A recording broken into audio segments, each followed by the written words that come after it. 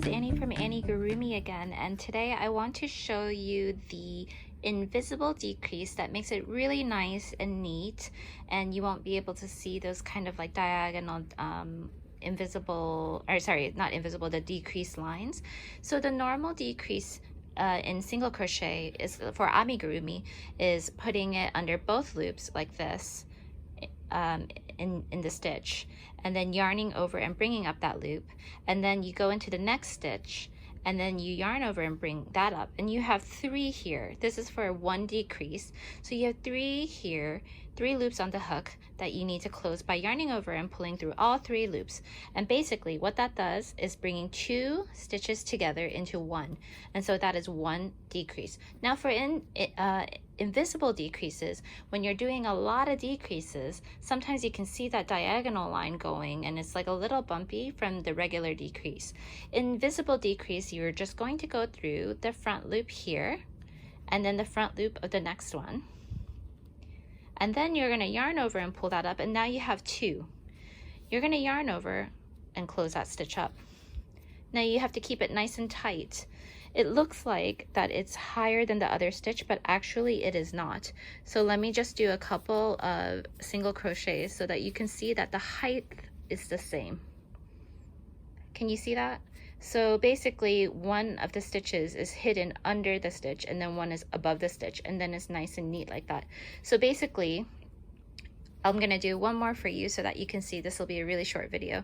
So you're going to go through when it's time for a decrease, and it says invisible decrease or any kind of decrease that you want, as long as it's 1 decrease. So 2 stitches that you're turning into 1.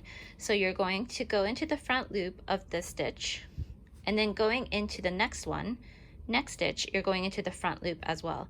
So let me show you that again. So you're going to take your hook and you're going under the stitch like that to go through the front loop.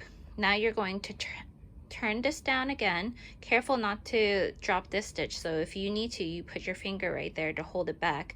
You go through the same way, just like that. Do you see that?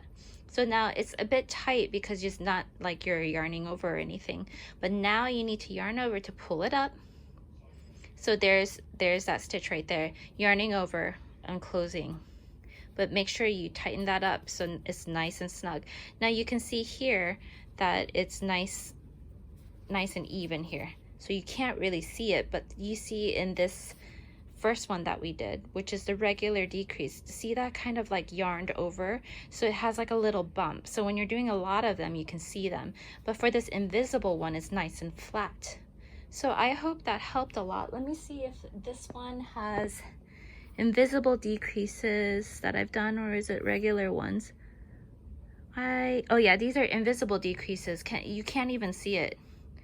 You see right here, these are the invisible decreases. If I didn't do the invisible decreases, they would have that kind of little lumpy look, and then you would have those stripes, those lines showing the regular decreases. But as you can see here, you cannot really see it at all, to be honest. So it's nice and flat. So I hope that was helpful, and if you like that, if you found it helpful, please press the like button and consider subscribing. I'm hoping to have some more videos once things get back to normal, after COVID is completely gone from Hong Kong and you know, school is back in session. Then I'll have more time to do videos. But thank you so much for those of you that are sticking around, and thank you new friends that are coming by, and I hope you find it helpful. Find me on social media, especially Instagram at Anniegurumi, and I will see you in the next video. Bye.